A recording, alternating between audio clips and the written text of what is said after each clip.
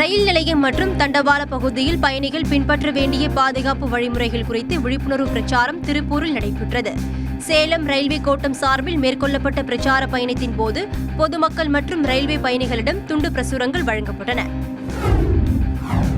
கோவை அவினாசி சாலையில் உள்ள ஜி.டி. நாயுடு அருங்காட்சியகத்தில் தொன்மை மற்றும் தனித்தன்மை வாய்ந்த சிறப்பு கார்களின் கண்காட்சி பொதுமக்களின் பார்வைக்காக திறக்கப்பட்டுள்ளது.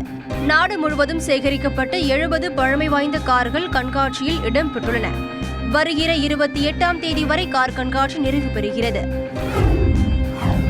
தஞ்சாவூர் மாவட்டம் கும்பகோணத்தை சுற்றியுள்ள பட்டணம், வலையப்பேட்டை, மாங்கோடு உள்ளிட்ட பகுதியில் அடித்த சூறைக்காற்றில் சிக்கி சுமார் 3 கோடி ரூபாய் மதிப்பிலான வாழை மரங்கள் சேதமடைந்தன.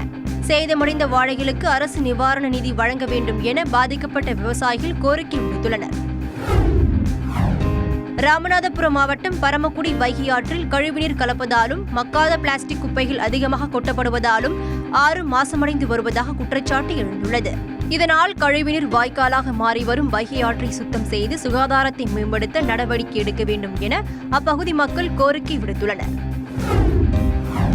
திருவண்ணாமலை மாவட்டம் வந்தவாசி அடுத்த தழுதாழை பகுதியில் சாலையோரம் இருந்த மரத்தை வெட்டிய தனியார் நிர்வாகத்தை கண்டித்து பொதுமக்கள் திடீர் சாலை மறியலில் ஈடுபட்டனர். தகவல் அறிந்து சம்பவ இடத்திற்கு வந்த காவல்துறையினர் சமாதான பேச்சுவார்த்தை நடத்தியதை தொடர்ந்து மறியல் கைவிடப்பட்டது. தூத்துக்குடி நகரின் மையப்பகுதியில் அமைந்துள்ள சிவன் கோவிலில் சித்திரை திருவிழாவை முன்னிட்டு சுவாமி பூத வாகனத்தில் எழுந்தருளி பக்தர்களுக்கு காட்சியளித்தார்.